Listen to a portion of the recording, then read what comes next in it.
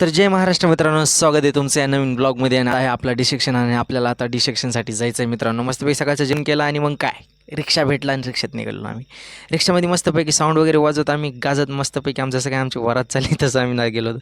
काचित video मला काय बनवता येत नव्हतं पण प्रयत्न केला. पेशंट आले ते आज पेशंट वगैरे बघितलेस मग जाऊ द्या लेक्चर नंतर करतील म्हणून पेशंट लागून प्रेफरन्स द्यायचं आपलं माहिती आहे का. पेशंट हेच आपली काय म्हणतात ते देव आहेत.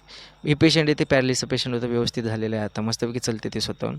मग काय थोडं पोटा पाण्याचं पण बघावं म्हटलं मित्रांनो. मग काय गरम गरम वडापाव आपल्या मोऱ्या हॉटेलवरती. मग काय विषय काय वडापाव खाल्ली म्हटलं पोरं कुठे गेले रे बेटा, एकट्याला सोडून कुठं जात आहेत रे. बघा बघितलं तरी पुढं आलेले. हां असं करायचं का आता. थांबा मी आलो म्हटलं थांबा रे थांबा.